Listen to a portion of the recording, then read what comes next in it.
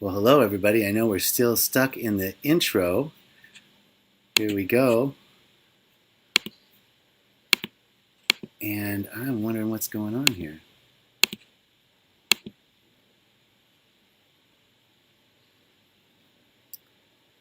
Thanks, Dr. Glover, for your patience while this intro rolls through. And hi, Lisa. Dorota's here. Sherry DeWitt. Hi, everybody. Great to see you all. And there we go.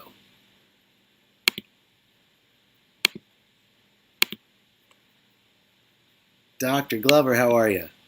I'm well. How are you doing, John? I'm doing well. I'm actually having a little technical difficulty. I don't know why we are. It could be my karma. I did a call with somebody 2 weeks ago where they hooked with Zoom to Facebook, and that they couldn't make it work first time either. So maybe I'm dragging something around with me. I don't think so. I think that we are just we are going to move through this. Here's what's going to happen: is that I think our names are going to be. I'm going to switch our names here because it looks like I think that'll work. Now our names are in the right place, and we're on live. Great to have you. Thank you, everyone, for joining us. All these folks are joining in. Thank you so much, everybody, and welcome to Rise Up, which is my great joy to be a part of this evolutionary conversation. Conversations from the Emerging Paradigm. And today it is my great pleasure to have Dr. Robert Glover with us. Dr. Glover is the author of No More Mr. Nice Guy and Dating Essentials for Men. His website, drglover.com, features numerous online self-help courses, workshops, podcasts, groups, and trained coaches and therapists. For 25 years, Dr. Glover has focused on helping men live with purpose and passion, and to get the love that they want. Dr. Glover currently lives in beautiful Puerto Vallarta, Mexico. Yes, Viva Mexico! And welcome, Dr. Glover. Thank you so much for being here. Thank you, John. Thanks for the invitation. It's good to be here. Such a pleasure.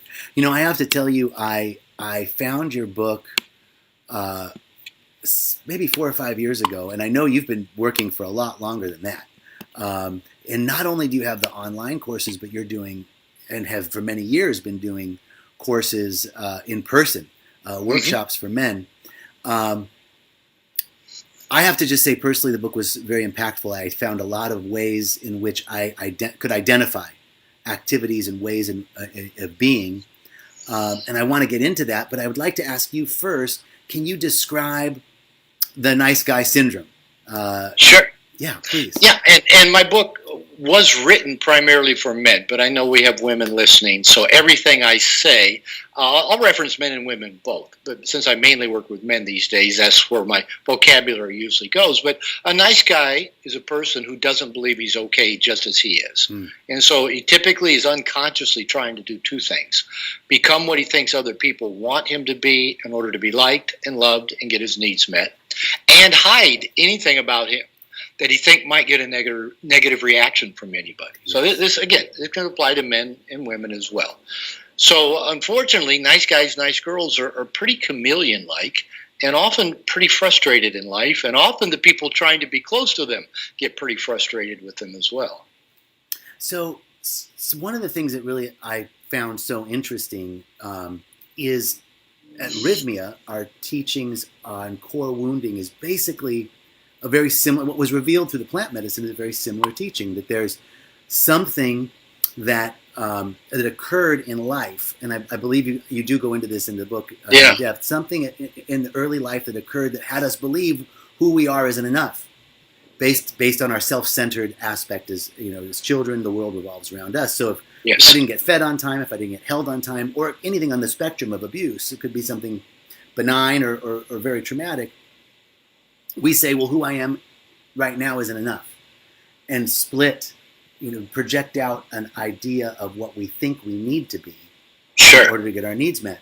So this is the fundamental mechanism of the nice guy syndrome. How does it differ, or how does that to me, I'd love to know how that is different from the general expression of the soul splitting for all of mankind, because it happens to Sure. everybody, to humankind, but it doesn't always end up as the nice guy syndrome. Right. And you're right. It does happen to everybody, and you capsulized that very well. So yeah, let me just talk a little bit more about that. We'll go a little bit more in depth, and then we'll talk about anybody who's listening, how it affected their view of self and their view of the world. And yes, when we are born, we are completely dependent, completely needy, completely vulnerable, and we're dependent on other people to make sure our needs are taken care of. One of the things I learned in Child Development 101 in grad school is that children are also basically, for lack of a better term, narcissistic and grandiose. They believe that they know no separate self of them from other, so they believe they're the cause of everything that happens to them, for good or for bad. And a child's number one fear is abandonment, because abandonment for a child means death. So what we all do with any early experience we have, we start internalizing that and trying to make sense of it using a very underdeveloped, very immature mind and brain. Now, at a very early age, the primary part of our brain that is completely online and working is a part called the amygdala. It's a very primitive part of the human brain. It's on the brainstem. And it controls things like respiration, heartbeat. It's what activates the fight, flight, freeze mechanism that helps keep us alive. And the theory is it stores up emotional memory beginning probably pre-birth and in our first few days, weeks, months, years of life.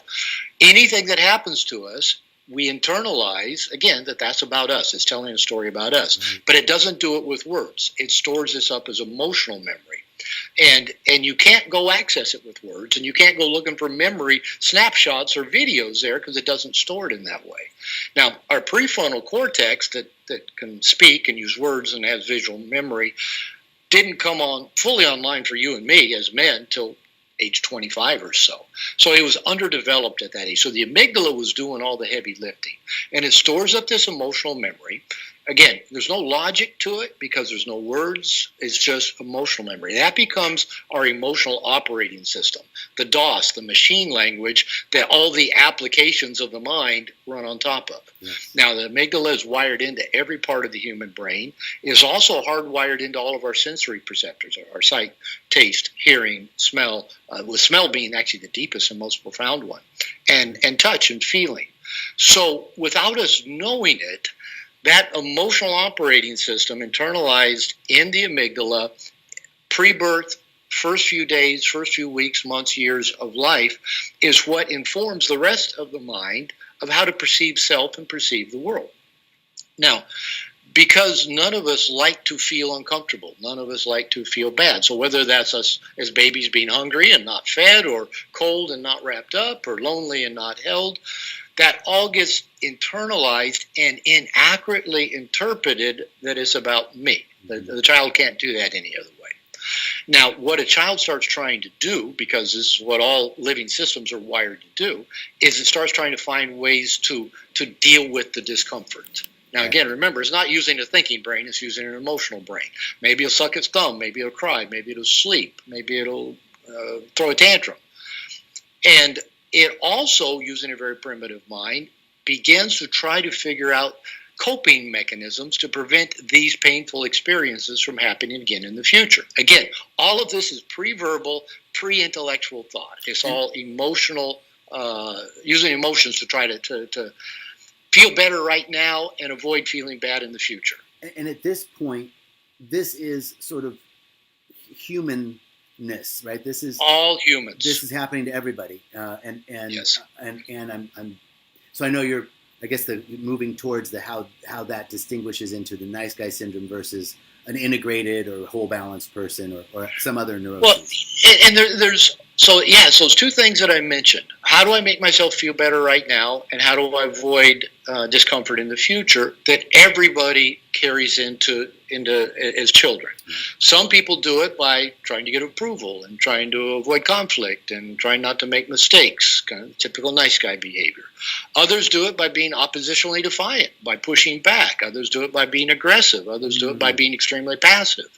But every human being, if they have wounding, will tend to try to find ways to not feel what they feel in this moment and prevent similar feelings from happening in the future.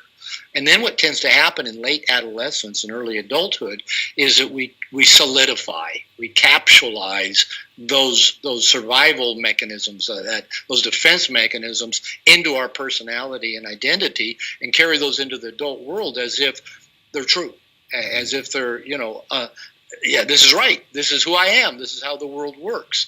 And then we all approach the world as if it is what our infant brain internalized it to be. One of the things for me that was most shocking or jarring, you had a description in the book of someone saying, oh, he's just such a nice guy. Oh, he'd be the perfect husband or boyfriend or, whatever. He's going to make a great companion. I don't know why he's single.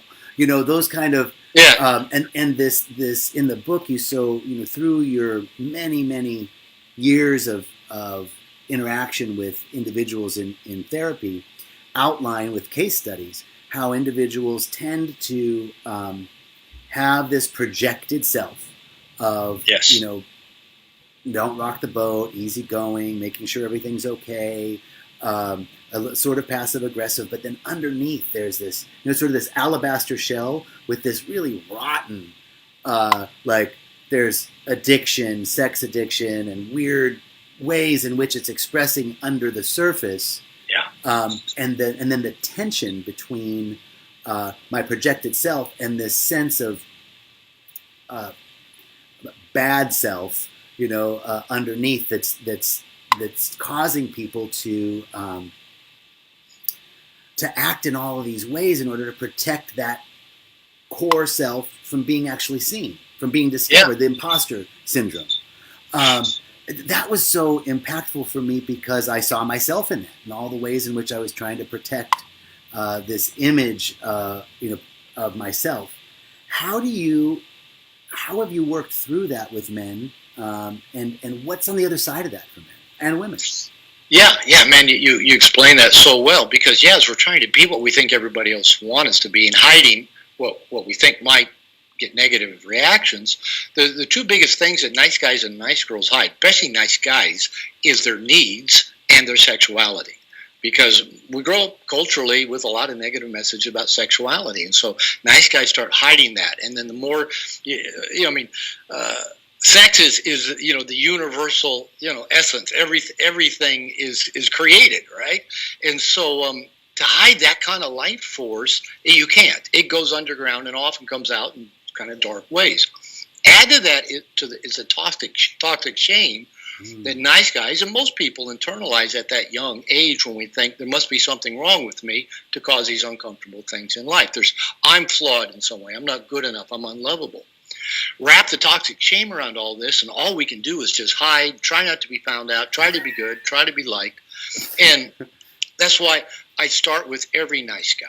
And I say, they say, what do I do? And I say, the number one thing you do is don't try to do this alone.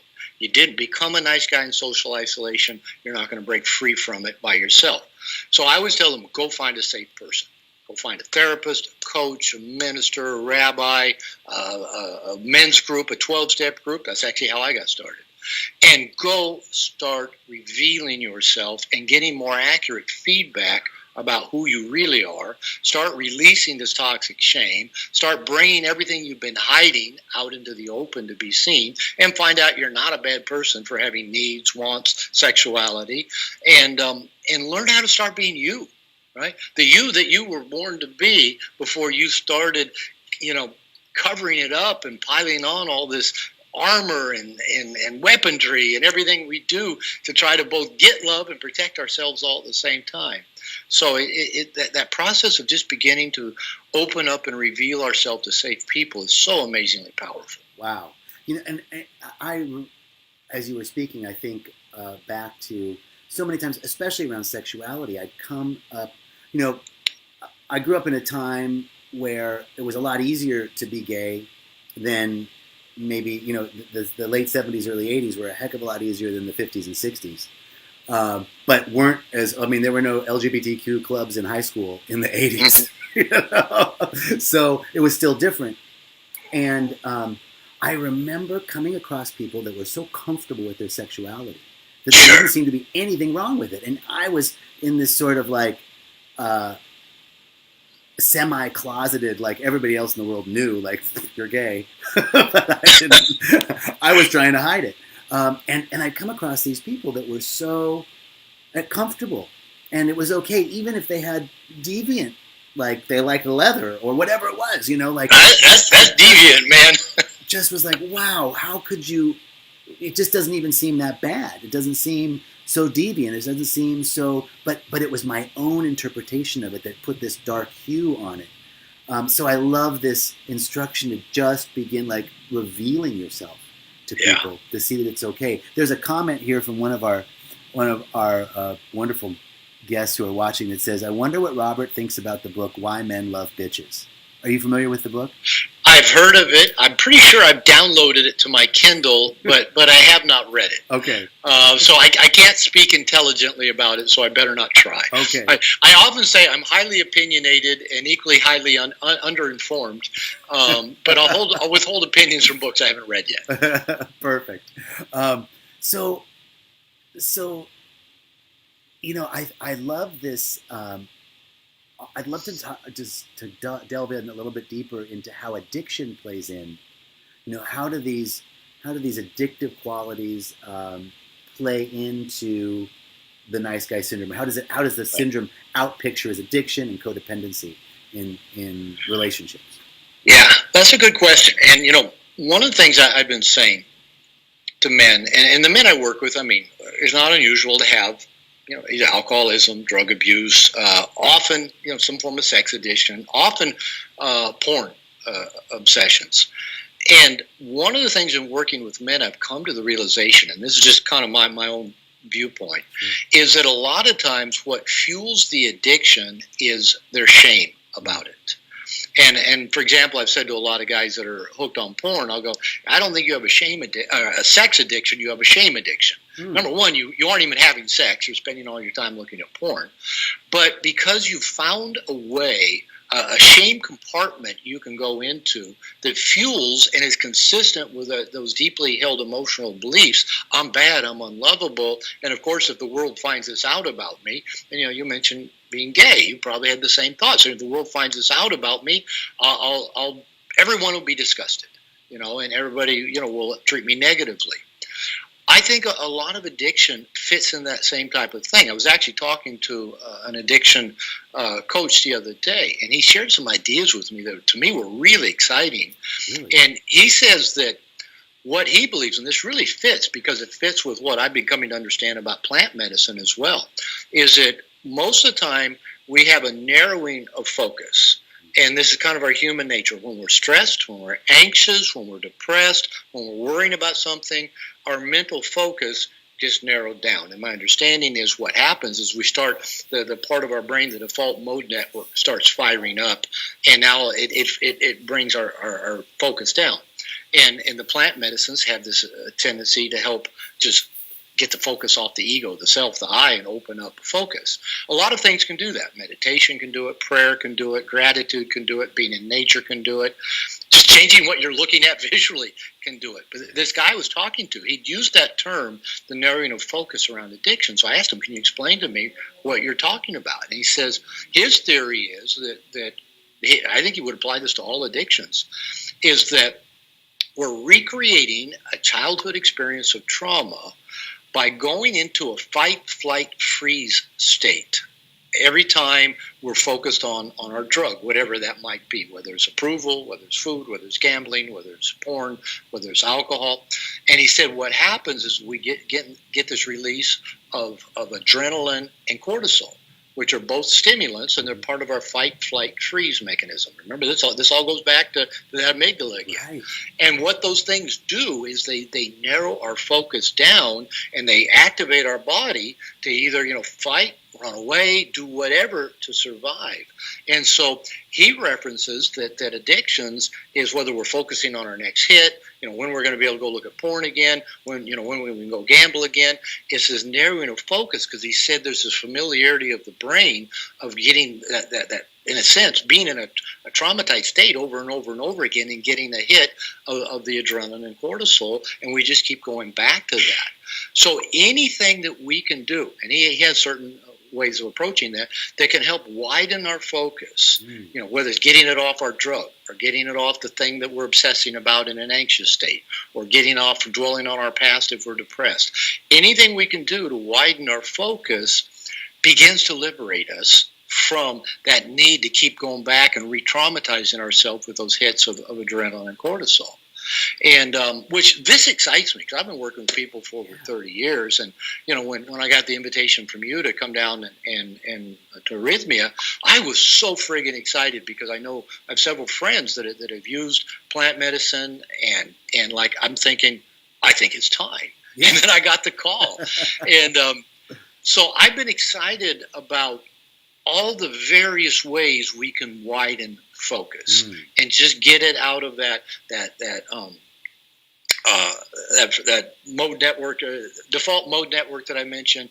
Get us out of ego. Get us out of the me and my problem, me and my thing, whether it's my drug, my worry, my obsession. Widening focus, it can transform us. And so it really excites me to be kind of exploring this as a pretty new idea for me, in terms of how do you help people with anxiety, with depression, with addictions, with unhappiness. And if we can help get people out of that repetitive re-traumatizing themselves to get that old familiar hit of adrenaline and cortisol, we can transform people's lives. This is very interesting. I've been, we deal with a lot of people at Rhythmia who are working through addiction. I've had my own journey many years ago, and I deal and talk with a lot of people in my own practice who are also working with it. And one of the things that I notice consistently is that very thing, that the narrowing of focus, it's frequently that they want that, right? I want that. I don't want to think about anything else. It feels so good when I can when all I'm caring about is that next hit, or the porn, or the next play I'm going to make on the table, whatever it is. Yeah. Now, what you're saying is that it triggers the fight or flight mechanism, stimulates the disbursement of cortisol and adrenaline, because there is a sort of charge that you get when you give in to the addiction. But you're saying it's a fight or flight mechanism, but it seems to show up as pleasure. Can you? Well, there's also, of course, in many addictive things, the dopamine hit that you get along with it as well. And I think that's what, again, going back to this addictions coach I was talking to, he says that's what most addiction experts have focused on, that saying it's like an addiction to the dopamine, to the feeling good. And that indeed is a part of a lot of the dynamic. But I really like the concept that the way he puts it. He tells alcoholics, every time you have the impulse to take a drink, he said, you're sipping fear and pissing courage. And he says, because what happens when we go into that fear state, we actually lose our courage. And he says, the liquid courage you get after 2 drinks goes away at about the 3rd drink. And so I really like that idea, because a man in my men's program that I'm a part of made a post that I read today. He lives in New Orleans, and he said this last weekend he was driving in his car. Some guy pulled up next to him, and they're going around a curve, and the guy honks at him, and he looks over at him, and the guy pulls a gun on him. Right, and this guy talking about this is when fight, flight, freeze mechanism needs to kick in. Right, and his words in describing this, he made a video to talk about it. His words were exactly this: my focus narrowed, and I knew exactly what I needed to do. Right. What narrowed his focus? It wasn't a dopamine hit; it was cortisol and adrenaline. True. That narrowed his focus, and he knew exactly what he needed to do. So this is a good thing if somebody's pointing a 9mm at our head while we're driving our car. It's not a good thing if we want to have a more relaxed, happy, productive life. that is not productive to keep going back into that state that narrows our focus down. Beautiful. Now, we need it at times. We just don't need it all the time. And you're so right that plant medicine has the capacity to help us expand our awareness, because we say that that everything gets drunk, right? When you drink the medicine, your ego gets drunk, your mind gets drunk, your emotional body gets drunk, all these aspects of yourself, all the subtle aspects of yourself, except your soul. And for the first time, you really hear yourself speaking, that voice that's neither still nor small. We're just ignoring it most of the time, and as you then are able to finally quell those consistent nagging voices that pull us off course, then we can hear the song of our soul for the first time, and in that way we return to a state of wholeness, to a state of a deep realization that it's not here that my knowledge comes from, but it's from a deeper knowing. And we say plant medicine done wrong answers every question you could have. Plant medicine done wrong satisfies the mind, but plant medicine done right eliminates the questions, because from a place of wholeness, then I know what's resonant with me. I know that this is the right choice. I know that this isn't. But very fascinating. In my own experience around addiction of all sorts, this idea that the singularity of focus and purpose, and I want that in other aspects of my life, right? How do we bring that in a healthy way, so that we can have that focus when it's appropriate, and also widen the aperture at the right times? Yeah, that's a good question. And I was asked a very similar question to that yesterday in a group I was leading online. Here's my thought about it.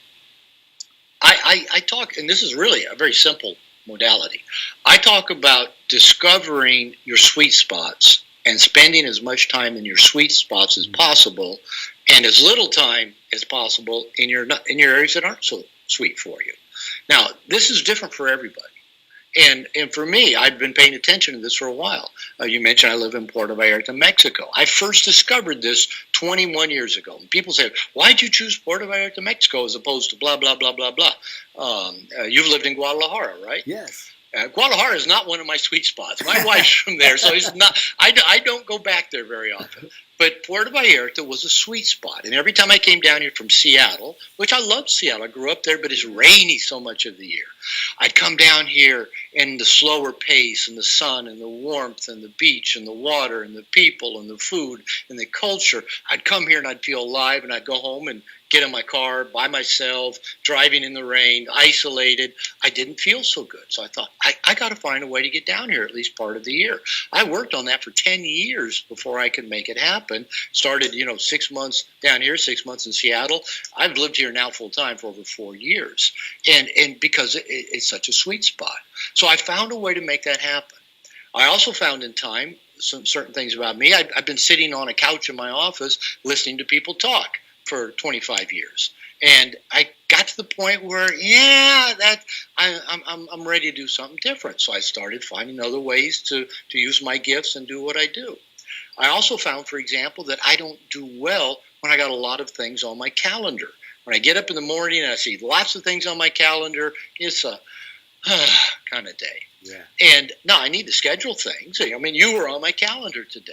But I started making some rules for myself that I will not schedule more than 3 hours of anything, 3 client calls, 3 interviews. 3 hours is my max for any calendar day, and always in the afternoon. If I can avoid mornings, because in the morning I start out outside with a cup of coffee, watch the sun come up, do some meditation, and I start writing. So my mornings are sacred. Yeah. Now, if I have to, I'll interrupt it. And so nothing in the morning. Only 3 hours.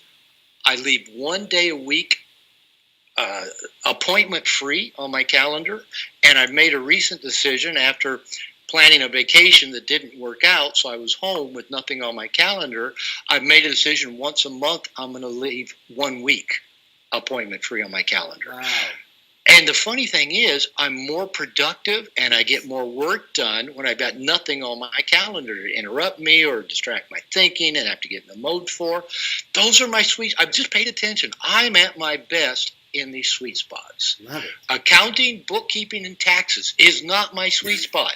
And I struggled with all of that for years, and I'd get behind on it, and it'd build up, and I'd dread it, and it'd bite me on the ass. And I've had an accountant, for years, and finally I switched accountants. He put everything in QuickBooks Online. He reconciles everything, does all the reports, lets me know what I need to pay in taxes, and I pay him $500 a month to do that, but that's okay. It's okay because it ain't my sweet spot, and I'll pay someone $500 a month to let me not have to be in my not so sweet spot, so I can spend more time in my sweet spot. So, like I said, it's a simple complex, and it's different for everybody.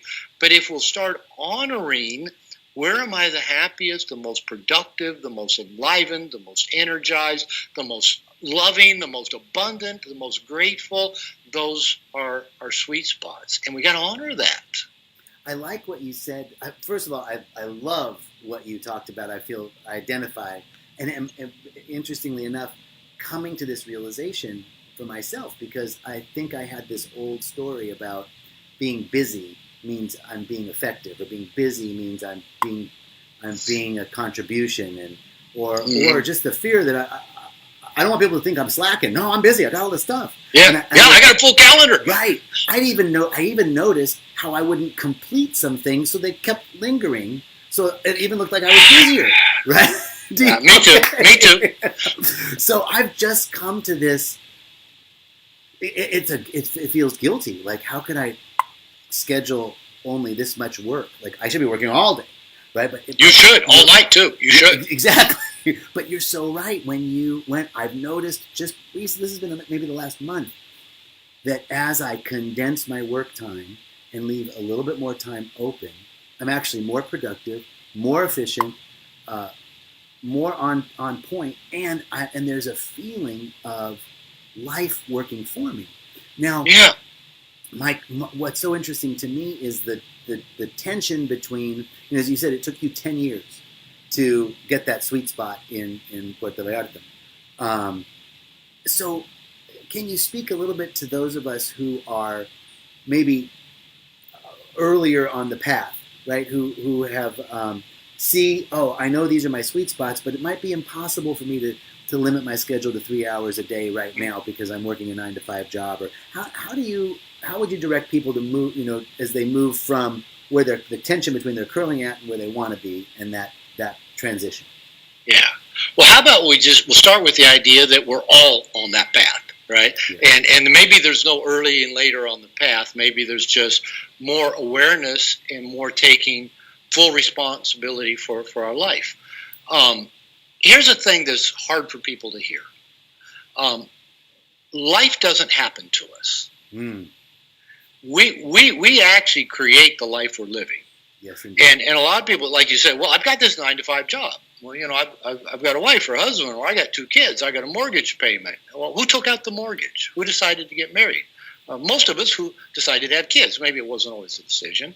But when people will say to me, Robert, you are so lucky that you get to live in Puerto Vallarta, Mexico. You get to do exactly what you want. You get to make a difference in the world and make a good living at it. You're so lucky.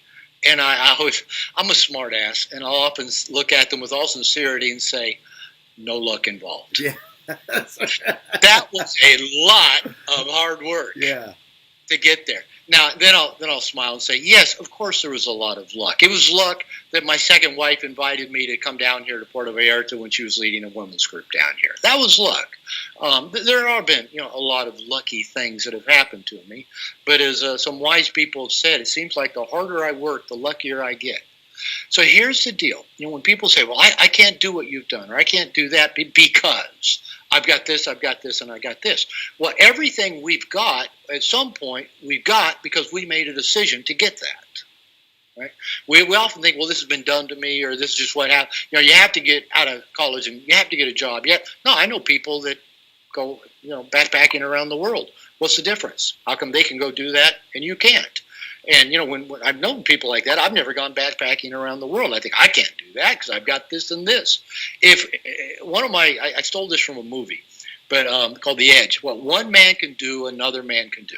If it's been done before, it can be done again. So anybody listening to this, if you're having envy of anybody else, maybe pay attention to that, because envy is toxic. It's a killer. Yes. But it might also be telling you where a potential sweet spot is for you, Yes. and what you might need to start be moving your direction, because your eyes already focused in that direction. So maybe there's something there that you need to pay attention to.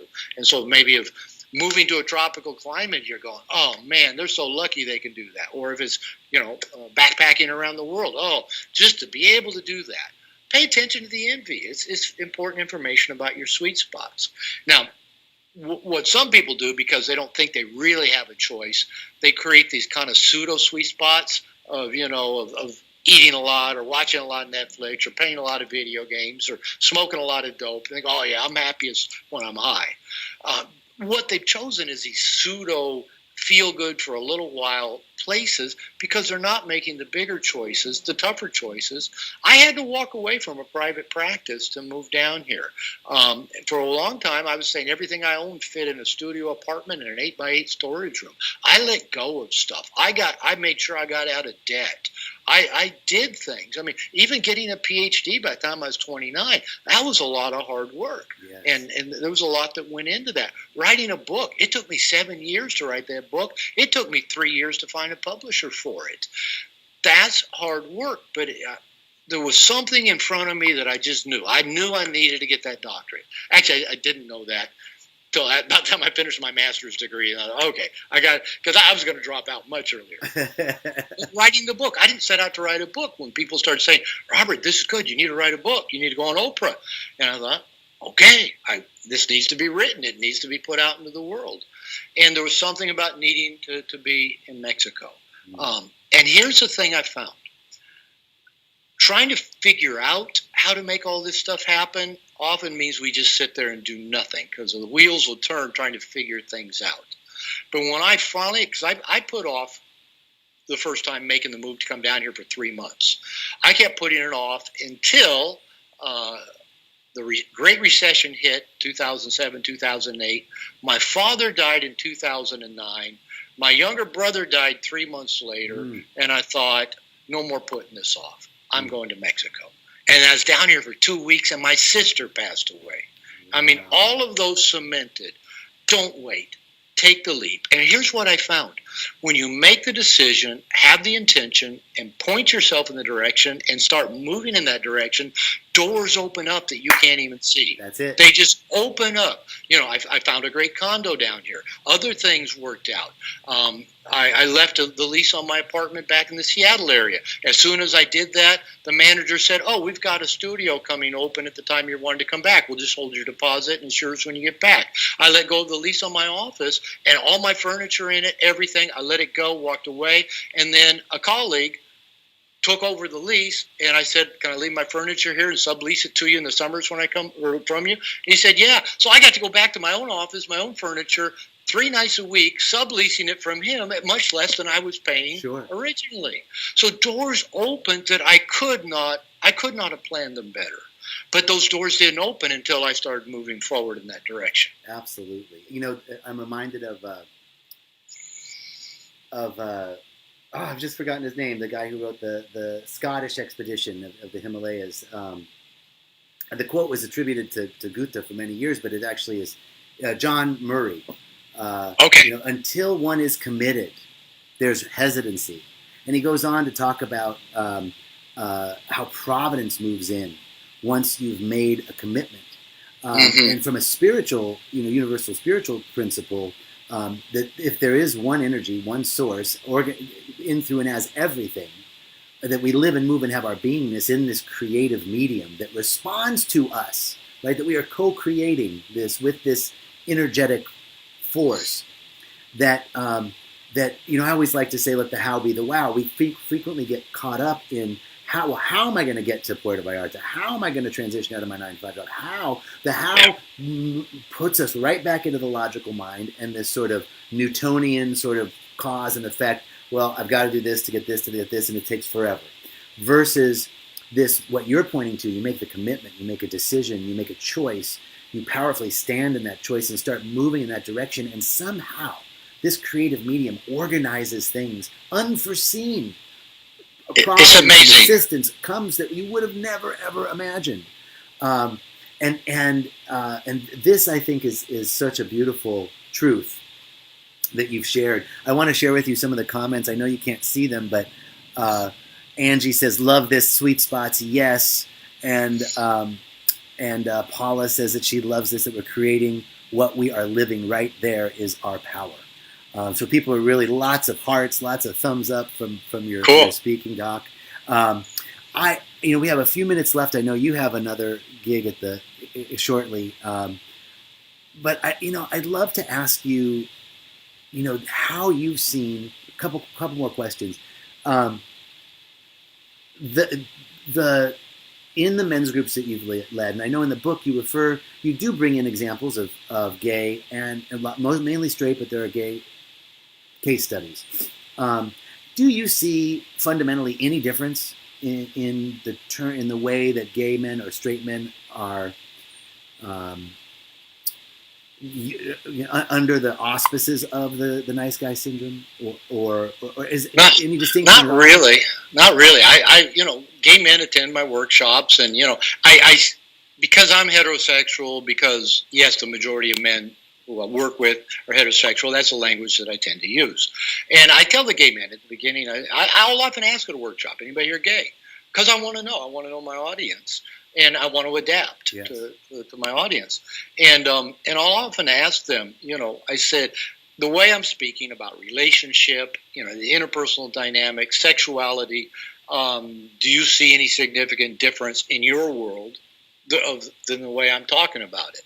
And they all say no. Yeah. It's they run into the same crazy partners that straight guys do. The same hang-ups around sex that straight guys have. It's just no gay man's ever pointed out, "Oh, Robert, none of it. What you say just doesn't apply to me." I've never heard that. I'm just, thank you. I appreciate that. I'm trying to read a comment here. I would love to ask you two more questions, Doc. Sure. One is what you're most proud of, and the second is, if you were in my shoes, what question would you ask that I didn't ask? Oh, okay. That's a good one. I've never had an interviewer do that one. All right. All right. Talk about synergy. What am I most proud of? And I'm in a men's program, and we had a call last Wednesday, and part of this call was about death, and we had to break up into small groups on Zoom with just 3 or 4 other guys, and basically, if we were giving, we're on our deathbed and speaking to our child, or if we don't have a child, to some other loved ones. I'm going to tear up. What would you say? Well, I've got a son who's 35 years old. And the first words out of my mouth without even thinking was to say, "You're the best thing I've ever done in this world." And give me a second. Sure. And I truly believe that. I get emails from people every day that say, "Robert, thank you for your book. Thank you for your work. You've changed my life." I have men tell me all the time, "You're the most significant man in my life." And I know I'm making a difference in the world. I feel blessed. Yes. And I still think my son's the best thing that I've done in this life. Amazing young man. And he's an amazing father, and just he's a role model for me. Wow. Thank you. Several people are saying how amazing you are. You're an amazing man. Both of us. I'll take it. Thank you. Yeah, thank you. Keep it coming. I don't mind hearing that at all. It does not bother me when people say I've changed their life. What would I ask me that you haven't asked me? Yes. Oh my goodness. I'm usually not for a lack of words. That doesn't happen very often. You know what? One question I've been asked before, so I'll ask this, is what advice would I give my 20-year-old self? Okay. And I think I would just say, don't be afraid. Whatever your mind tells you is true, test it, challenge it. Don't Yes. believe it on face value. Most of the things we're afraid of are just the noise in our head telling us something. And, a belief is just an oft-repeated thought. If we think something over and over again, every person believes what their mind tells them is true. And so we just keep thinking enough about it, we think it's reality, but it's not. So don't be afraid. I'm going to cut that and record it and have it like somewhere where I can listen to it over and over again. That was beautiful. It's yours. And I thank you so much. I thank you for who you are in the world. You have impacted my life, and it is such a great honor to get to work with you. We've had great conversations over the last months preparing for your trip to Rhythmia, and then to be able to have you on Rise Up. And thank you for the generosity of your time and all that you do in the world. And I look forward to our continuing adventure together. I am too. Excellent. Thank you so much. And thank you all. Thank you for all your beautiful comments. We have so many comments and hearts and thumbs up. And God bless you both. Beautiful, beautiful. God bless everyone. I'm reading comments here. So thank you all so much. Peace and blessings to you all. And we'll see you next week. Jerry's actually doing his Facebook Live tomorrow, so don't miss that. And then I've got Walking the Path on Thursday. And next Monday, we'll be back again with Rise Up. Thank you, Dr. Glover, so much. Wonderful.